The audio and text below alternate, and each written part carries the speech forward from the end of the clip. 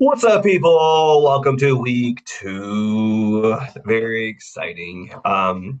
This week's lecture is going to be in two parts. It's going to be part one and part two. Today, obviously, I'm recording part one.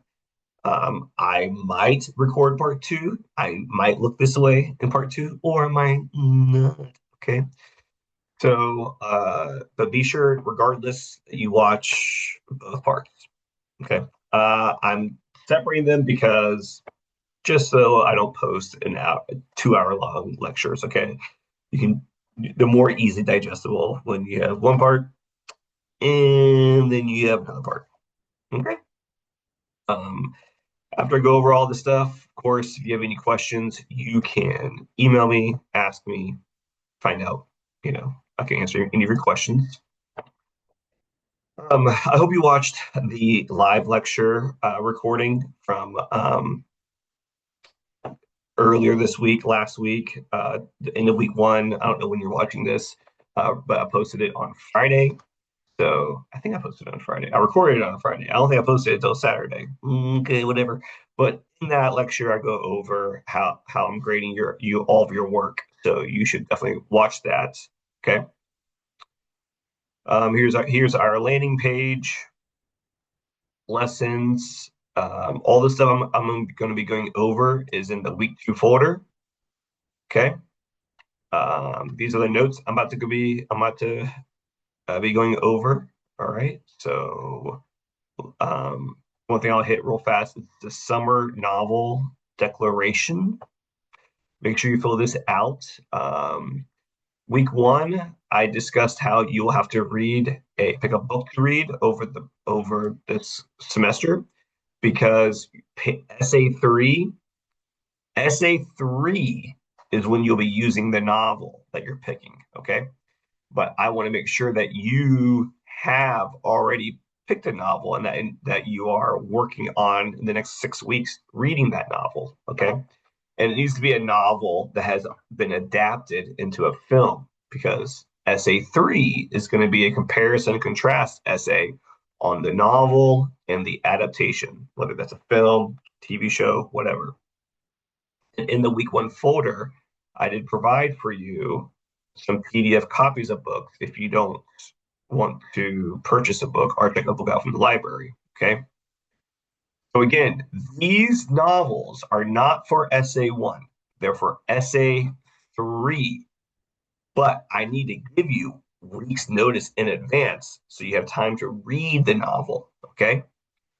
So the novel is for essay three, but I want you to go ahead and start reading that novel, which is why this week in week two, you have this summer novel declaration, which you're going to fill out this form and say, what is the name of the book that you're going to read? What is the name of the author of the book that you're going to read? What is the book about? What about it makes you want to read it? Was it adapted into a film or a series? Where can you view it? Okay. So I want you to be thinking ahead for the future, which is why this week you're going to go ahead and tell me what book you've chosen to start reading for essay three. Okay. All right. So let's look at the PowerPoint notes, which are located as a PDF for you. All right. Week two. I call it human, all too human. Okay. So this part one lecture is going to go over essay one. What you need to read for essay one, what you're going to do in essay one. I'm going to talk about theme. We're going to watch a music video. You're going to, and then I'm going to talk about critical lenses and schools of philosophy. All the things that you're doing for essay one. And then when I'm done with this, I'm going to end this lecture. And then I'll go over some skills that you will need to be able to demonstrate that you can do. That's going to be in part two. Whenever I record part two. Okay. Okay. So essay one readings. So essay one is a literary analysis essay on one short story, just one.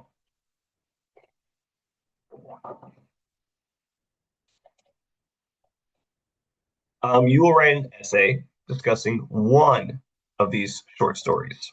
And these are all listed in the week two folder. Graveyard Shift, which is a sort of a horror story by Stephen King, and it's about rats. If you don't like rats, don't read it. Strawberry Spring is a short story by Stephen King that's about a serial killer running amok on a college campus. Cat Person is by Kristen Rapinian. It's a story about a college girl who gets involved with a 30-year-old man. Okay. And I'll preface this with saying that there is a very graphically written sex scene in the story. So if you like that thing, that kind of stuff, that's your story for you. If you don't feel comfortable reading that kind of stuff, then skip that one. Okay. The Gender Revealed by Paula Stone. This is Paula Stone is a trans woman, and she writes this from her memoir. And this chapter, A Gender Revealed, is about when she's younger, she's late preteens, she's about preteens, and she's really realizing that she's a trans person. And so she writes about when she was Paul, um, and as a boy, and Paul realizing that Paul is inside of him, and how Paul goes to summer camp, but doesn't feel like feels awkward, doesn't feel like he really connects or relates there and stuff. So it gives you a nice insight into that perspective. Hills Like White Elephants is by Ernest Hemingway. It's a classic story about two people at a train station having to make a decision. And most of it's all dialogue. And they don't ever actually say directly what it is they're talking about. It's great. If you choose Hills Like White Elephants, if anybody out there chooses this one, I have a video about analyzing this that I made years ago that I can post to give you some insight about the story. The Ones Who Walk Away from Emilus by Ursula K. Le Guin. I think you say Gwen. This is a very deeply metaphorical story. If you ever read The Lottery by Shirley Jackson, then this is similar to that. It has the appearance of a small town, small, cool town, but there's a dark secret. Where Are You Going? Where Have You Been? By Joyce Carol Oates is a story that I also have a instructional video about where I analyze it deeply. It's a story about a girl who is eventually abducted from her house. The source of this story comes from a newspaper article that Joyce read in like 1967 or so, 68, sharing the story about the body of a young girl found, like a teenage girl found raped and murdered in a field. And it was like on a Sunday afternoon. And there had been no forced entry into the home. And so she imagines like how did this girl end up here? And so she kind of writes the story. Fat by Issa Rae. Issa Rae is a comic and an actress. She starred and created the HBO series Insecure, and this is from her memoir. And in this chapter, she addresses her body issues and the origins of her body issues. I suggest that you should read multiple of them before deciding which one you want to write about. Just because you pick one, you read it doesn't mean that and you might even enjoyed it, but it might not be a good story to write this essay on. Okay. So you should give yourself time. If we had twice the amount of time for this class like we normally do, you'd actually be required to read many of these and do some assignments on them. But because this is a shortened semester, condensed into the summer, I'm not requiring you to read any of them except for one, and you get to pick that one.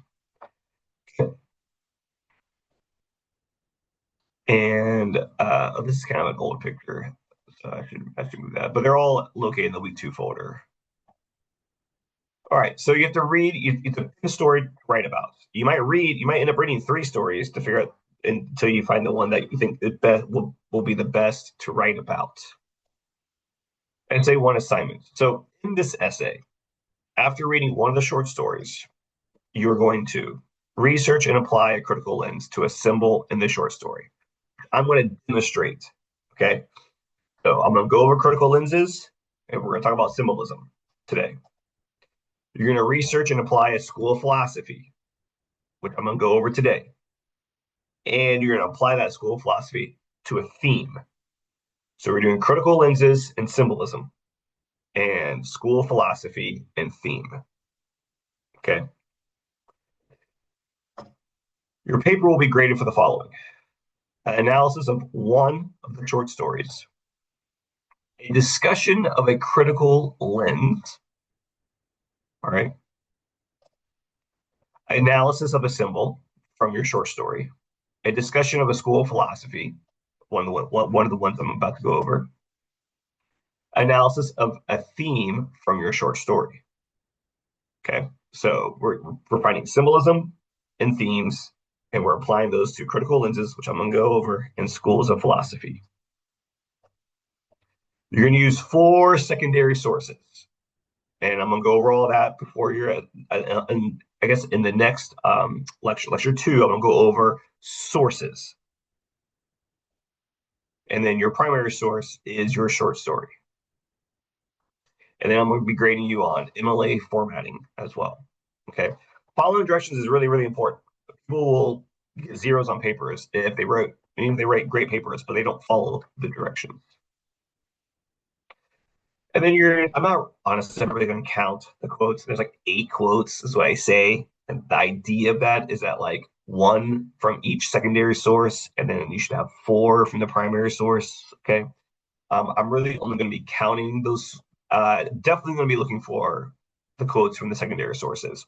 And then I won't be counting necessarily the primary source quotes, but if I read through it and I realize you're not really saying anything from the actual story, then I will count. And then a works cited page, which I'll go over also. All of this I will go over between now and when it's due. So as long as you watch the lectures, you'll be great. And then this is due, I hope this is right, June 17th. Is that, let's see, look at my calendar. Because I update this PowerPoint from summer to summer and all that, and I would hate to have the wrong date.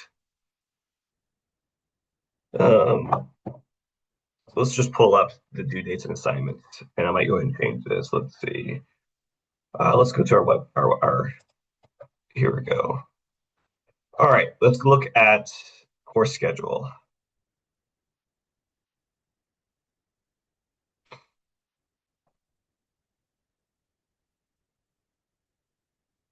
Let's see. So write an outline, write and submit essay. Essay 1 is due.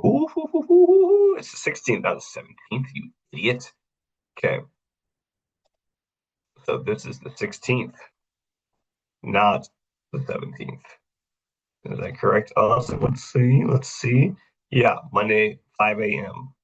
I will not be grading this essay before 5 a.m. on Monday. So as long as, and I put that because look, usually I would put Sunday at 11:59, but people would email me and say, "Oh my God, I need to pull all-nighter. Can I turn it in at 4 a.m. on Monday?" I'm like, "Yeah, dude, yes. I don't need you to email me to ask me that. Yes, okay."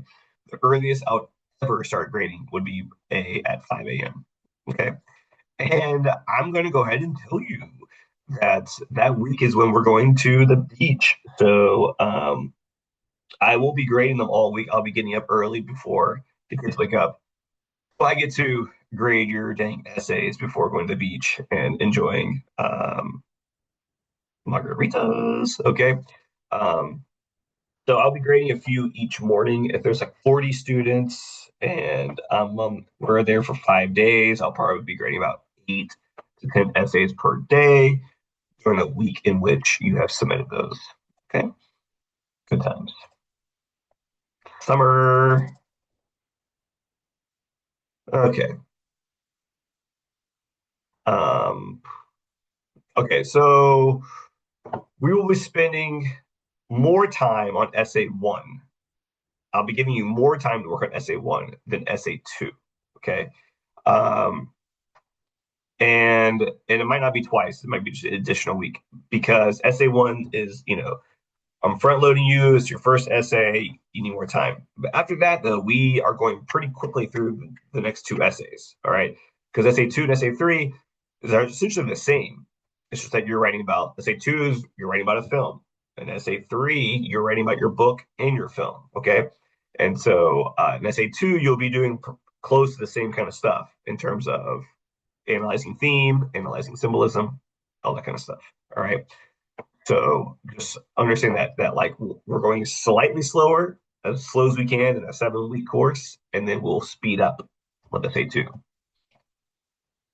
All right. So let's talk about theme. Theme and symbolism are two main things you're going to be discussing in your paper. Okay. So I'm really big into what's called analysis. Didactic analysis. What can I pull away from the story to apply to my own life? I like to see everything as a teaching example. Okay. So didactic means intended to teach. And this is all about self-awareness. We ourselves realizing where maybe we have flaws, and then how could we maybe improve those flaws? And maybe our flaws could be that we're just ignorant about other people, we're ignorant about how other people see the world. We might have our own personal belief system, but that does not mean that it's actually good for every single person to have that same belief system. My beliefs don't necessarily mean God, but I mean as in like our own personal philosophies, the way we live our lives. Um, it's kind of unrealistic to have the same expectations for every single person because we've all gone through very different things. So being self-aware about ourselves, how we impact others, how others impact us, our judgments towards other people, all of that's something that we can always be, working on. Okay. And we can be improving ourselves, improving the way that we interact with others.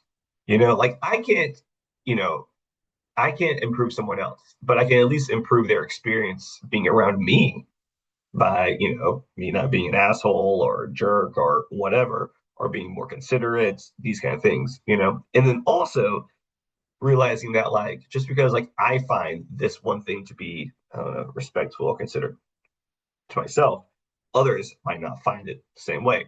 Like just like just little random things. Literature in the form of stories, poetry, drama, film, music, nonfiction, and novels are all mediums that can help us understand ourselves and what we want out of life. Reading about other people's experiences can help us understand other people better, and finding ways to relate to a diverse set of characters and situations can teach us not only about others, but also new ways of seeing ourselves. Self-reflection. Very good. All right, the theme. A literary theme is the main idea or underlying meaning a writer explores in a novel, short story, or other literary work.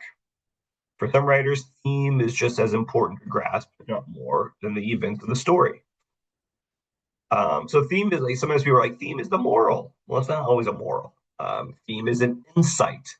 Theme is something that is applicable to the world, whether it's yourself or other people. Like I read Matthew Perry's memoir, and uh, people I think pick up his memoir to have read it about so they get some insights about Friends, the TV show Friends, because he played Chandler Bing. But really though, I mean, the theme of that book is about addiction. It teaches. I mean, it is. it it is so apparent that reading that book makes you realize that addiction is a disease, and it's a disease that is outside of the control of addicts. People often want to blame addicts for being addicts, and in this book, you realize that first off, addicts are addicts against their will. No addict chooses to be an addict. Um, Being an addict is like being born with brown hair or being born with blue eyes. Okay, I might be able to, if I have blue eyes, I can cover them up with colored contacts, but underneath those contacts will always be my blue eyes. So, like, addicts might be able to cover up their addiction with sobriety, but that sobriety is not actually the natural part of who they are. That is their contact lens. And what's underneath that is their addiction. It's always there and realize, reading his book and realizing this, I think it creates um, a lot more empathy for people who have addictions. And I think the theme of that really, builds on this that it is you know, it's a daily struggle, and that addicts aren't these like bad people. They're not these weak people. They're not these, blah blah blah blah blah kind of negative things and stuff. So like theme wouldn't be um, Matthew Perry is an addict because that sentence is too specific to just Matthew Perry. Theme takes us outside of the work and gives us this big idea that we can apply to other people. Okay. So, like, one theme from Matthew Perry's memoir is how people who are addicts were born that way. They were born and destined to have addictions, and it's against their will. And that every day that they are sober is a day filled with struggle. Period. Okay. So like the theme is a big idea about things outside of the book. Okay. But that ideas that you were taught from the book. Okay. So that is a theme. A thematic concept is the topic. So thematic concept would be for, again, Matthew Perry's book is addiction. Addiction is our thematic concept. Theme is a complete sentence stated about a complete idea about that concept. Okay, so the theme of a story can be conveyed using characters, setting, dialogue, plot, or a combination of all these elements. So we can pull theme from symbolism. A lot of these short stories that you're reading don't have characters directly telling you their themes. Issa Rae's Fat kind of does, but most of them don't. So you got to use like symbolism. Theme can be communicated through literal events, the dialogue and the text. Like if you read The Hate You Give, okay, The Hate You Give, there's no way of misinterpreting The Hate You Give. Okay, it is about police brutality. Okay, like it is very obvious. There's no way of reading The Hate You Give and not knowing it's about police brutality. There is no symbolism really in that. Then we can have metaphor and symbolism in other works. Okay. So there's a poem called House in the World that we're about to read. All right. And so House in the World, here we go. This is a poem that seems to be about a house, but really it's not about a house. I'm looking for a house in the world where the white shadows will not fall. There is no such house, dark brothers, no such house at all. It's by Langston Hughes. Beautiful. Okay. So here you might be like, wow, reading a house about, a poem about a house. Okay. And white shadows, what? But this is all symbolism. It's symbolism. The house, the white shadows, these are symbols. Um, so, we can dissect the symbol to break it down and get down to its literal meaning. So this is the house. All right. This is a house. All right. What does a house represent? What does it symbolize? Well, a house, while it's literally a place of residency, okay, where one lives, it also has a figurative representation, a metaphor. It's a metaphor for a place where one feels safe, one feels secure, one feels belonging. That's where it should feel. Many people live in houses that are awful. People live in houses where they feel unsafe. But the idea of a house is that it should be a place that one does feel safe and secure and taken care of, away from the elements. So then we can look at dark brothers. All right, the line dark brothers from the poem. What does that mean? Okay. And maybe probably since Langston Hughes himself is a black man, that his dark brothers are probably other black people, people of color, and that these dark brothers, these people of color, are searching for a place in which they feel safe in. So then, we get down to one thing I didn't grab onto is the white shadows. Let's go back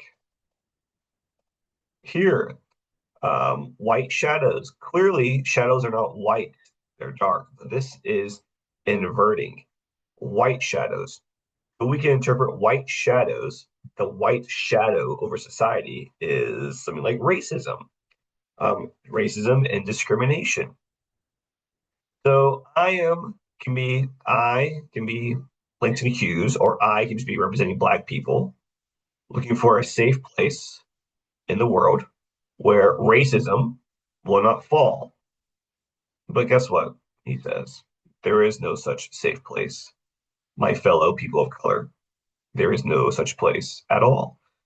So from this symbolism of the house and the white shadows, dark brothers, we can interpret that the theme of this poem is that a house in the world addresses the oppressive effects of racism that affects the lives of people of color, which leaves many to believe that racism is inescapable. Okay. So, a poem that never says racism, it never says, America, the world in which we live, all right, but still communicates their symbolism that people of color um, feel, at least he as a speaker feels, that there is no hope to escape either racism or xenophobia. I mean, in America, a lot of it is xenophobia. The fear, xenophobia is not just racism against Black people, but xenophobia is the fear of immigrants, of different cultures coming to America. And so, House in the World kind of, the whole idea about the American dream is that people could immigrate here to then find a better place, a better future. But many immigrants who are of color find still when they're here though they don't feel as if they fully do connect. And so Langston Hughes, is kind of addressing that that topic. So you pull from symbolism to then develop a theme. Okay, that's one thing you're going to do. Now, the way we do that is we're going to be using critical lenses and schools of philosophy. So a critical lens is are things that you can use to understand different meanings of a text. It's ways in which we can all read the same book but have different interpretations because we're using different lenses.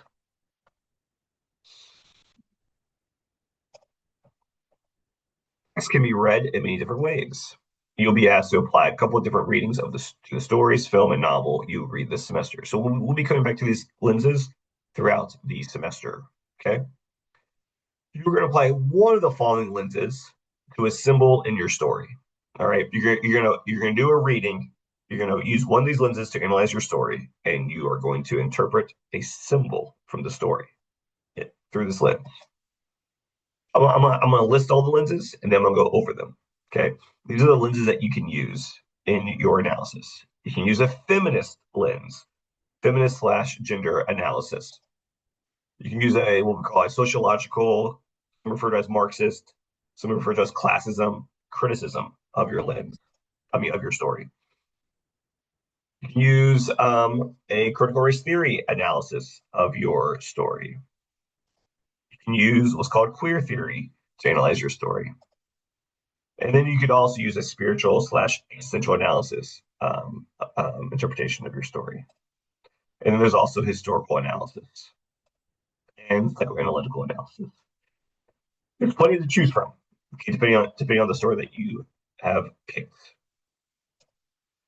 All right, I'm gonna pause for a moment because I need to get my charger. Let's see.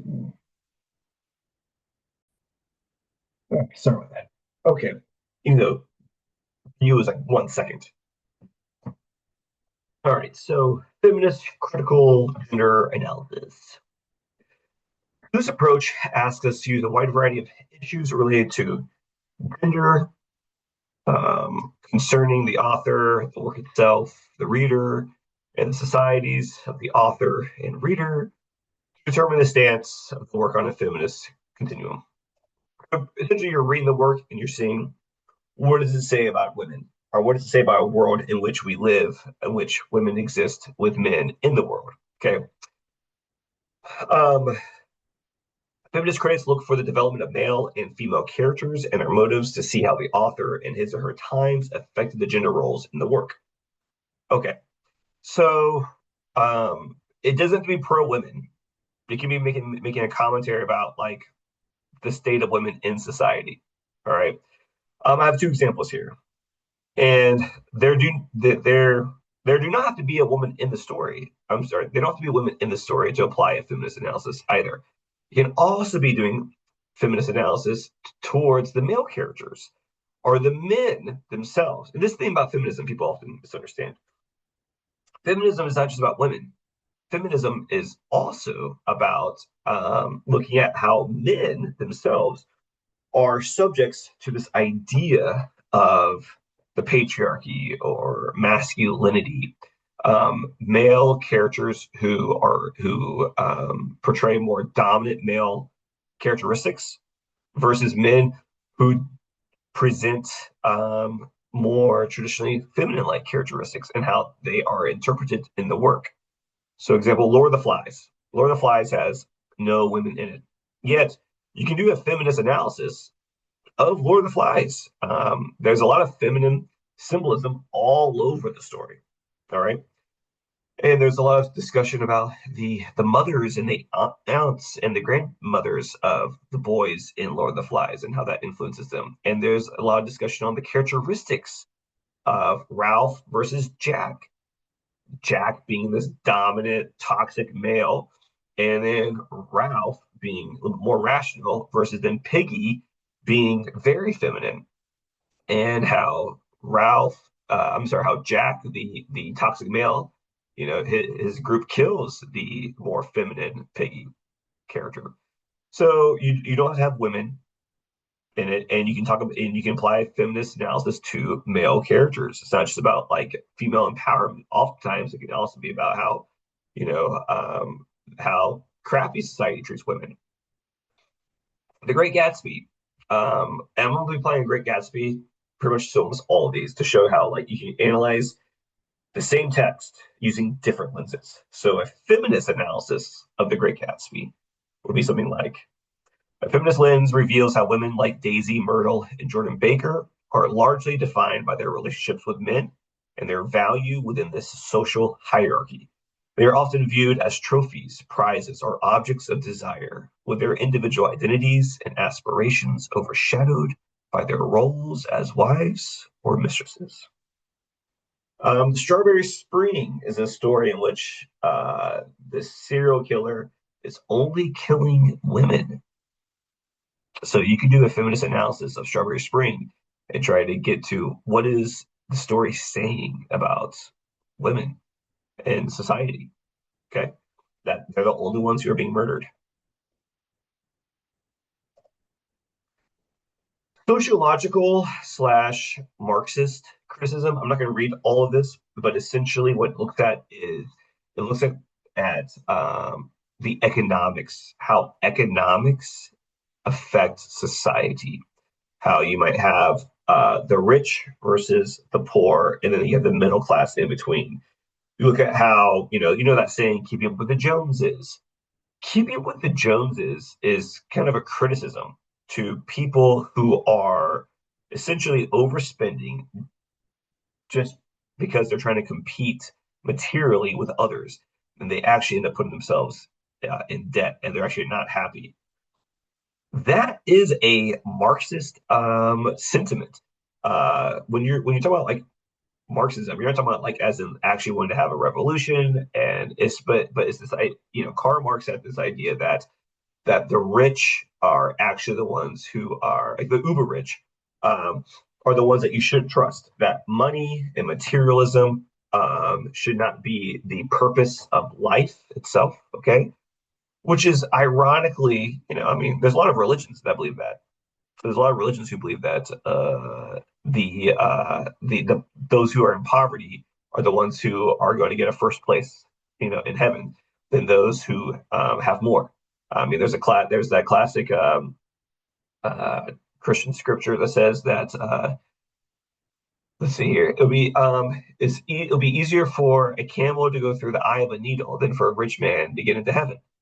So, there's a lot of historical, spiritual, religious, and cultural people who've discussed the problems with that wealth can cause and create in society and to other people and stuff.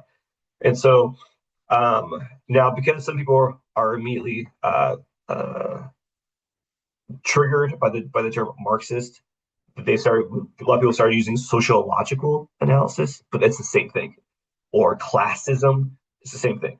It's all this idea that capitalism causes people to essentially lose their morality through the empty pursuit of material gains.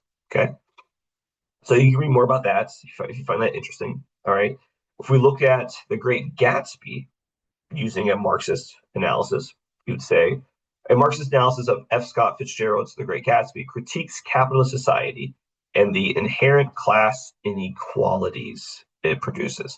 The novel exposes the corrupting influence of wealth, the failure of the American dream to deliver on its promise, and the dehumanizing effects of commodification, meaning making people into commodities, particularly on those who rise in social status but remain tethered to their origins.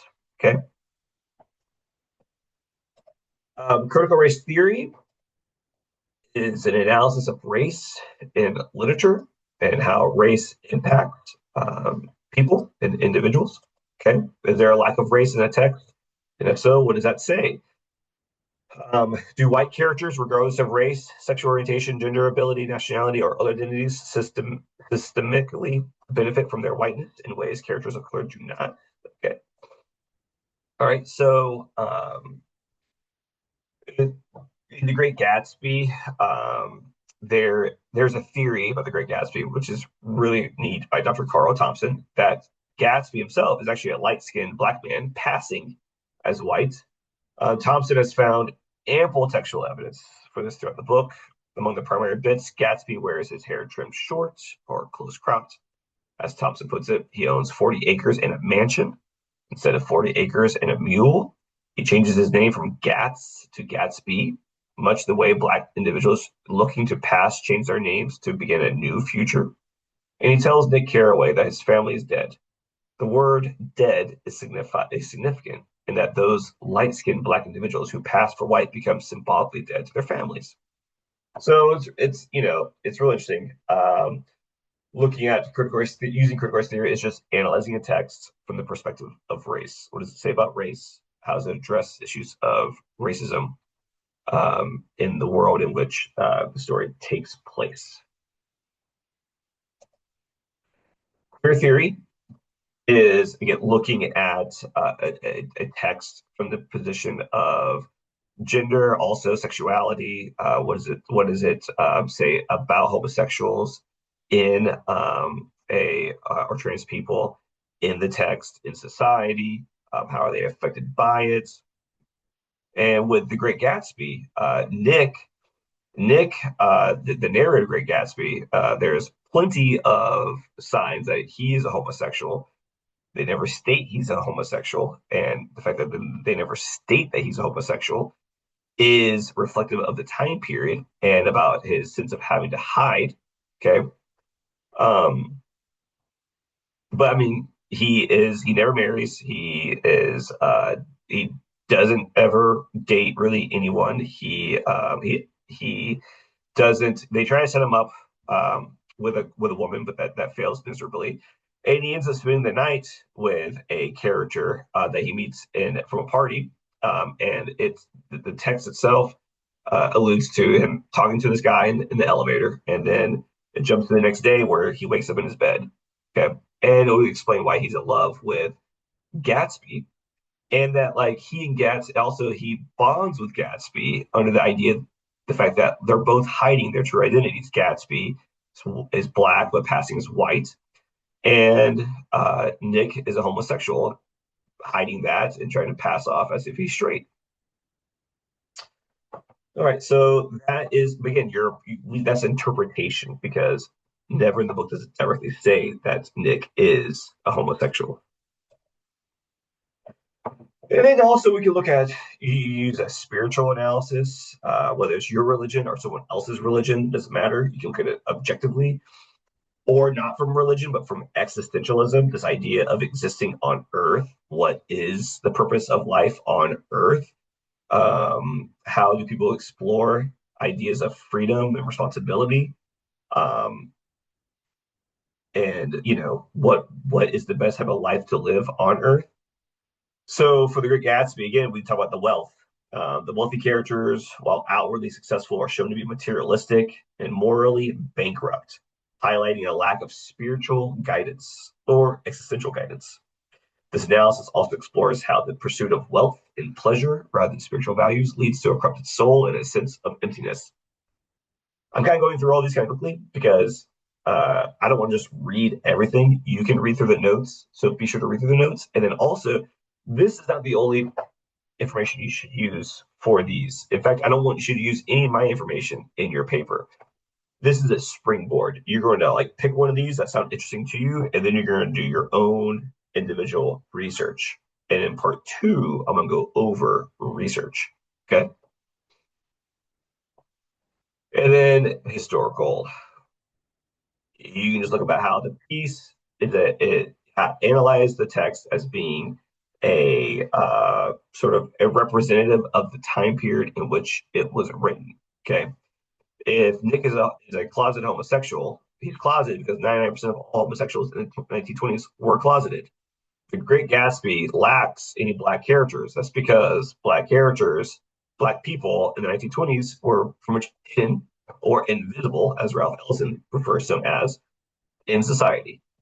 Okay, so again, you can read through these historical background and get more information about that. Same thing with psychoanalysis. Psychoanalysis, you're essentially using psychology. You are analyzing how these characters are motivated by deep psychological motivations that they're not, they're unconscious of. They don't even realize. And that looking at their childhood, I mean, look at Daisy. The way Daisy is because of her mother was awful. And so analyzing how a negative mother can impact the future decisions of a daughter. So, using psychological research to interpret the actions of characters is something that you can do as well. All right. So you're taking you're taking a symbol and you're analyzing it from a lens. So you're saying this symbol represents is making this statement. Okay. So like if you do if you're doing Strawberry Spring, the symbolism in Strawberry Spring could be what the deaths of the women represent. The deaths of only women in the story symbolizes the patriarchal impact of women, the dangers women possess in the world. So you can do like a feminist analysis of this thing that you think is a symbol. Anything can be a symbol. You decide what the symbol is.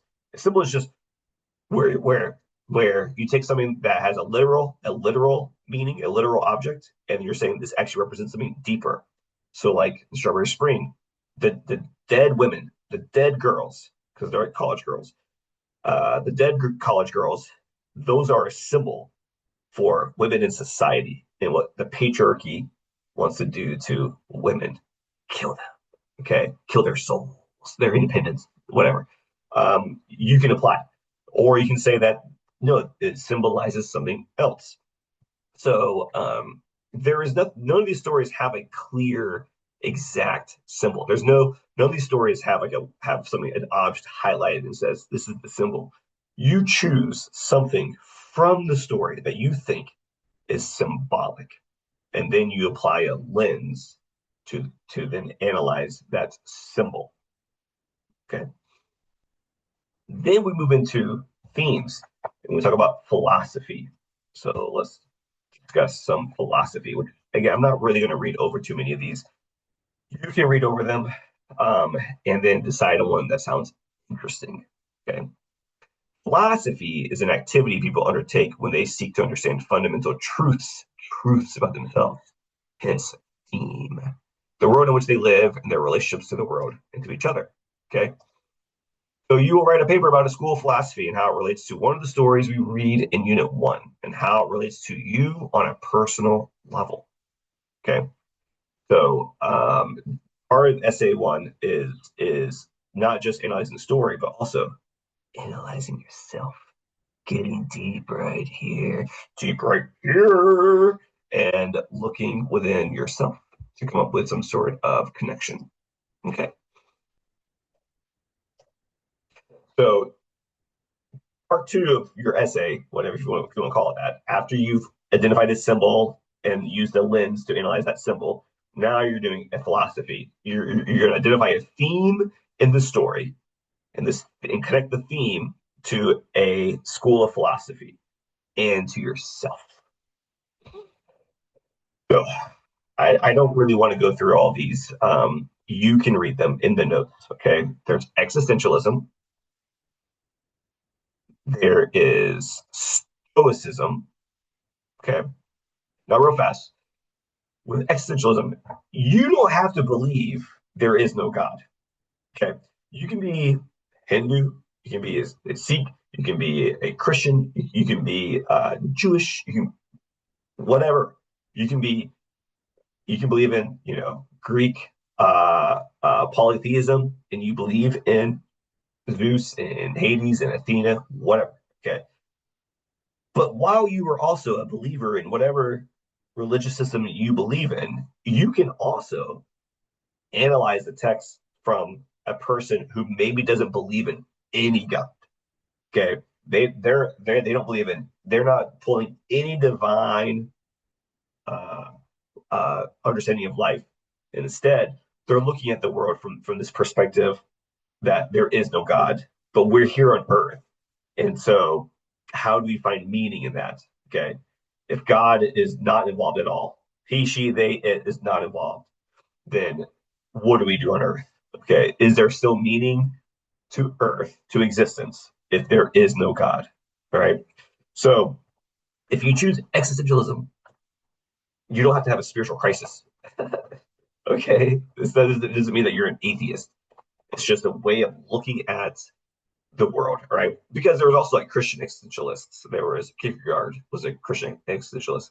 Kierkegaard believed in pure free will, and so he said that God's in heaven, but I'm on earth, and God is not interacting with me. All right, I meet God when I go to heaven, and so that I got to live on earth now, and like what do I do on this earth? All right, so be open-minded about all these.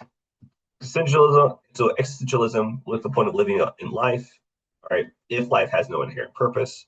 Stoicism is the idea at the heart of its acceptance of all things that are beyond your control. Okay, you can't you can't impact these things. So how do you get through life? Hedonism is pleasure or happiness is the one thing with intrinsic value. What is the true pleasure of happiness? Hedonism often gets thrown in with people who are just living out of control, and sex addicts and people doing drugs and all that kind of stuff. And that's not really, most hedonists were not into that kind of thing because their their idea was that like Just because if something that you're enjoying right now causes you future pain, is that really something that you should be doing?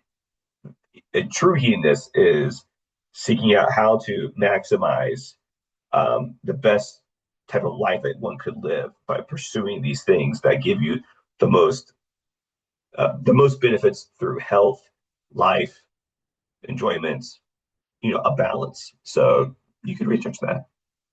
Then we have these others. Again, Marxism, which is a critique of capitalism.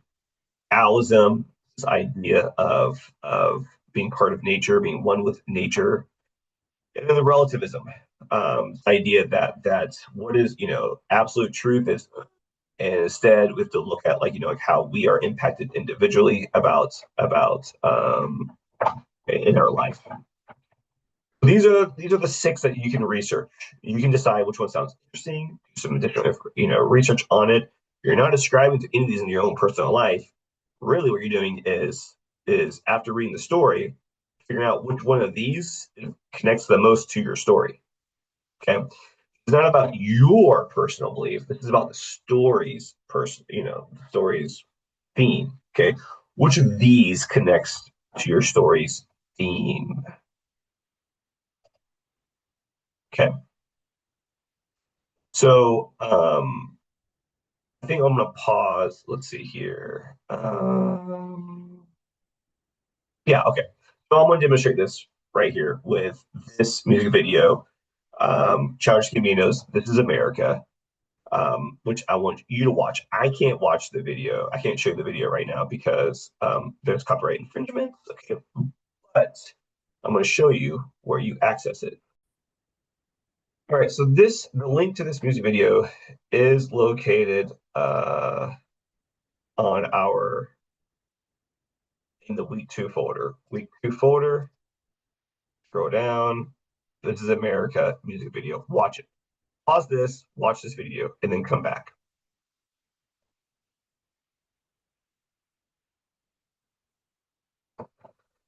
Okay, so if you're back, you just watched the music video. You might have already seen it before. I want to show it to you again. I think it's a beautiful piece of literary. I don't know. It's like a live action symbolic poem. It's wonderful. Okay. So watching that, we're going to apply a Marxist and critical race theory analysis of the music video. Okay. So first, we want to identify a literal object that has a symbolic representation.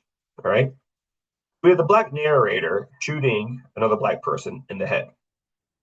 Some might interpret this as like black on black violence, and that could be seen as negative representation for the black community, and sort of encouraging or continuing with racial stereotypical tropes about black people being violent.